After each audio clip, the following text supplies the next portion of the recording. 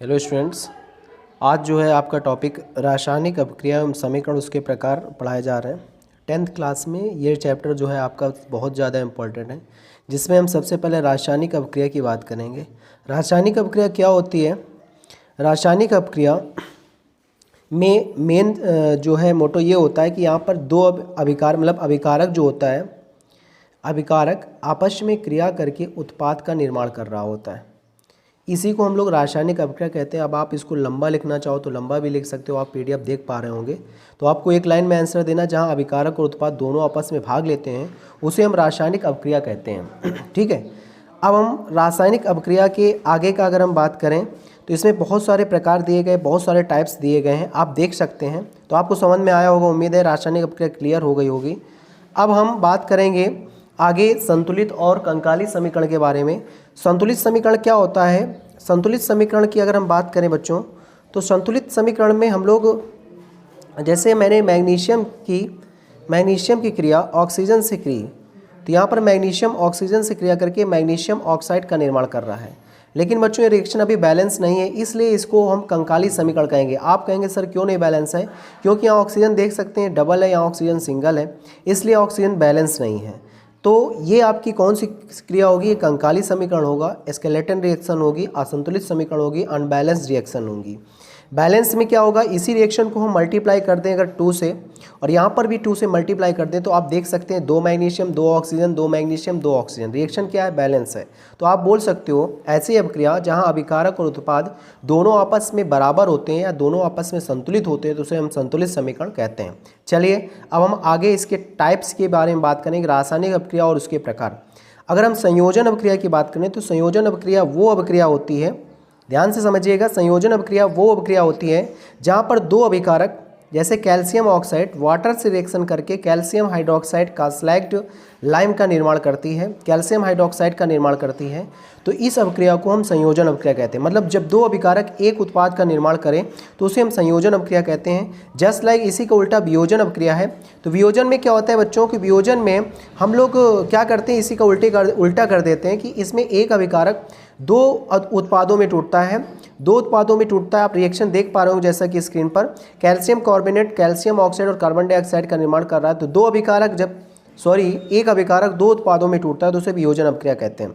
आगे हम बात करेंगे विस्थापन अपक्रिया की। तो विस्थापन अपक्रिया दो प्रकार की होती है, एक होती है सिंगल डिस्प्लेसमेंट रिएक्शन और एक होती है डबल डिस्प्लेसमेंट रिएक्शन। एकल विस्थापन अपक्रिया और द्विविस्थापन अपक्रिया।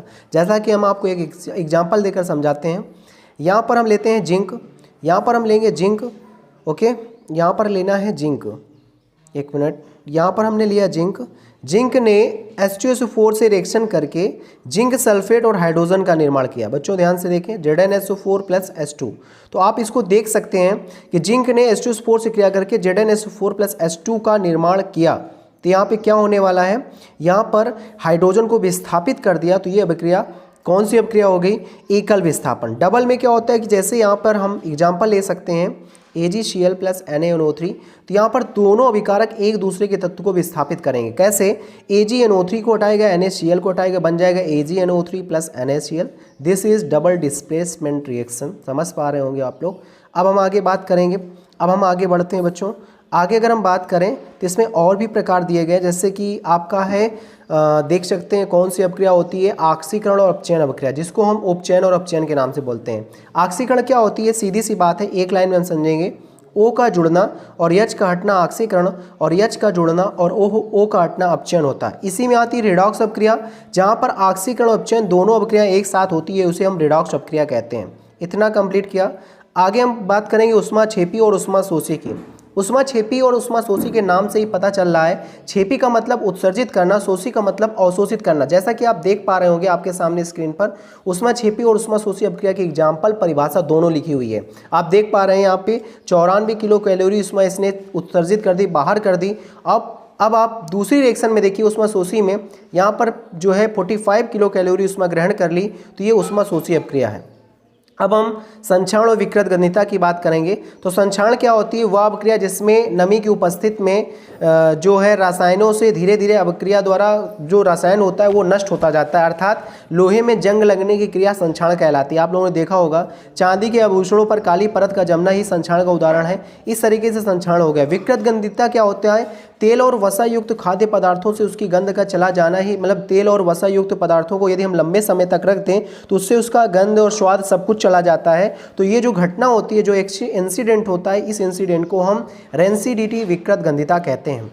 जैसा कि आपने देख पा रहे होंगे कि ये पूरा चैप्टर समाप्त हो गया। अब बोर्ड परीक्षा हेतु अति महत्वपूर्ण प्रश्न मैंने आपको दिया, सामने स्क्रीन पर दिया हुआ है, आप इसका स्क्रीनशॉट ले लें, बैठ के पढ़ाई करेंगे। आज की क्लास बच्चों थोड़ा छोटी क्लास रहेगी क्योंकि आज फर्स्ट डे है। वैसे मैंने चैप्टर तो आपका पूरा ख़त्म कर दिया, फिर भी आप देखिएगा इन क्वेश्चन को। आप स्क्रीनशॉट जल्दी से ले लें।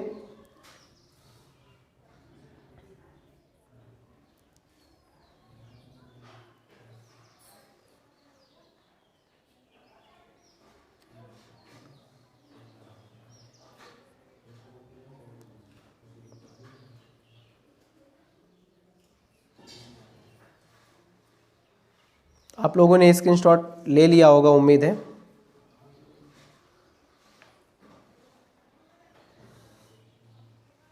ठीक है बच्चों, आज की सेशन, आज की क्लास यहीं पर हम समाप्त करेंगे।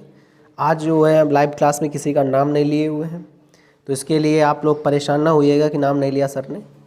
लेकिन बच्चों आप लोगों को अब नाम लेने का समय नहीं है, तैयारी करने का समय है। और भी लोगों को शेयर करो, और भी लोगों को जोड़ो, और ज़्यादा से ज़्यादा जो है शेयर करें इसको, सब्सक्राइब भी करवाएं बच्चों से बोल करके। ठीक है बेटा, आज की क्लास समाप्त करते हैं। कल है 5 बजे, करेक्ट 5 बजे आपसे जो है लाइव क्लास के माध्यम से पुनः मिलते हैं। आज लेट हो गई आपकी क्लास, उसके लिए मैं माफ़ी चाहूँगा। कल से 5 बजे से क्लास आपकी स्टार्ट हो जाएगी। धन्यवाद।